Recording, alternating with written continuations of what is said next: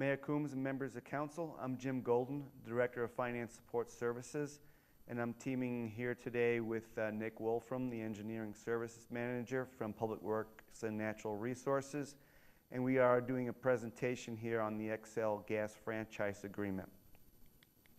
As the council is aware, the staff has been working and negotiating with Xcel on the renewal of the gas franchise agreement since early this year.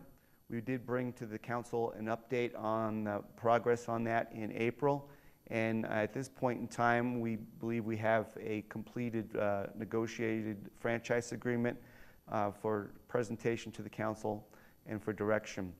The city currently has franchise agreements with Xcel Energy as a supplier of natural gas to Longmont customers, and also with Comcast as a supplier of cable services to Longmont customers. The Longmont City Charter includes Article 12, which outlines franchises, and it specifies that in no event shall an exclusive franchise ever be granted. The gas franchise was approved by both City Council and the Longmont voters in 1993. The charter requires voter approval of franchises and also requires that the council set the term of the franchise agreement in an ordinance. The existing franchise has a 20-year term, and it's the maximum allowed by the charter, and it expires on November 2nd of 2013. Now, the election day in 2013 is actually falling on November 5th, 2013. So if we actually waited until that point in time, the existing franchise would expire before there would be an opportunity for it to be approved by the voters. So because of that, staff began working on the renewal of the franchise with Xcel earlier this year to negotiate the terms of a new draft franchise agreement to present to the City Council.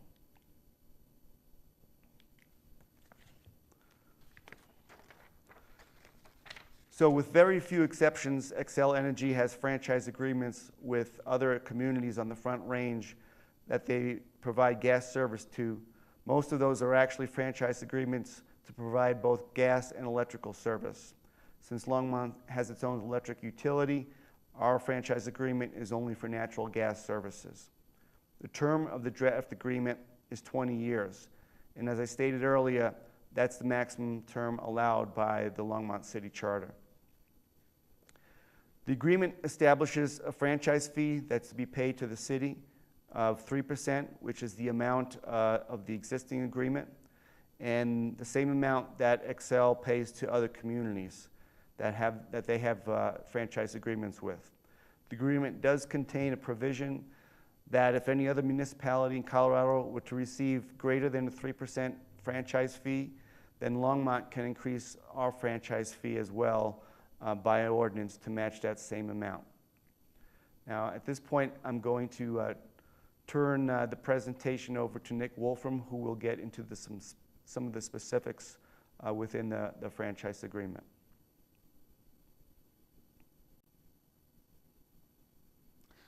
Hi, I'm Nick Wolfram, the Engineering Services Manager for the City of Longmont. As Jim stated, staff has been working with Xcel Energy on a draft franchise agreement. The draft franchise agreement being presented to Council grants Xcel non-exclusive right to use city streets, other city property, and public utility easements to provide the sale of gas service to Longmont customers. This is similar to the existing franchise agreement, which granted the right to use streets and other public places. The existing franchise agreement, however, does not define the phrase other public places, and working to clarify that was an issue that we worked on in the preparation of this new agreement.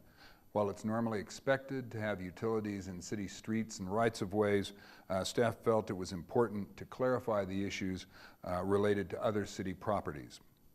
So, in the draft agreement, open space is defined as any parcel of land or water owned by the city and essentially unimproved with any residential, commercial, or industrial uses, and set aside, dedicated, or reserved for public use and enjoyment, including recreational, scenic, or environmental purposes. For example, Open space may include agricultural uses, streams and river corridors, wetlands, and a variety of other city properties.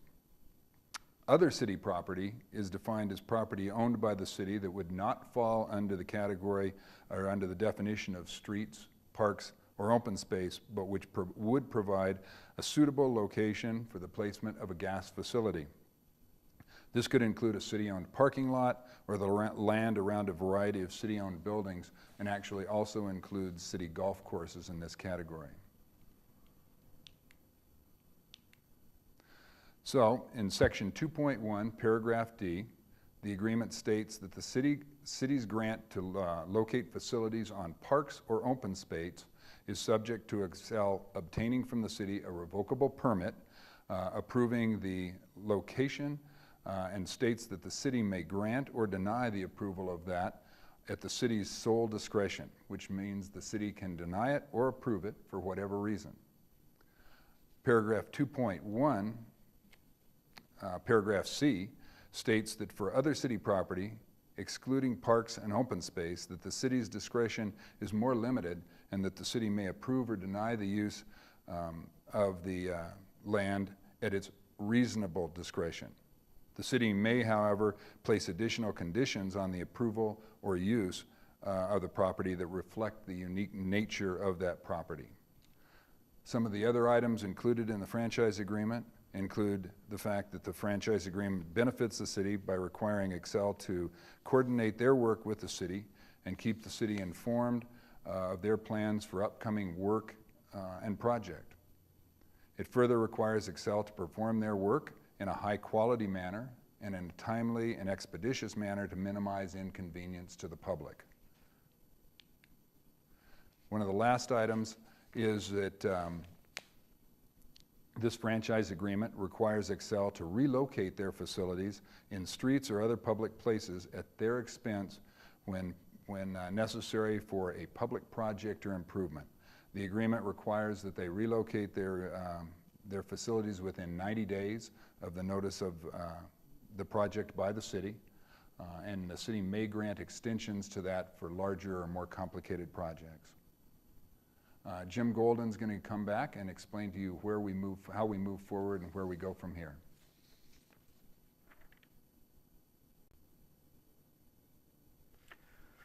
So staff anticipates the following schedule for the dealing with this franchise agreement. On August 14th, we would have first reading of the ordinance, followed on August 28th by second reading and public hearing of the ordinance, as well as introduction of a resolution submitting the franchise to the voters. September 7th is the last day that the city clerk can certify a ballot question. And then, of course, November 6th is election day. So we have three options for council consideration tonight. First is option one is to direct staff to prepare the ordinance approving the draft franchise agreement and a resolution putting it on the November 12th ballot, a November 2012 ballot. The second option is direct staff to seek changes in the draft franchise agreement. And then third would be to provide any other direction to staff. And staff is recommending that council go with option one and direct us to prepare the ordinance approving the draft franchise agreement and the resolution putting it on the November 12 ballot. That's the extent of our presentation, and we will be available to answer questions when this item is on the agenda during special presentations on the 17th. Thank you.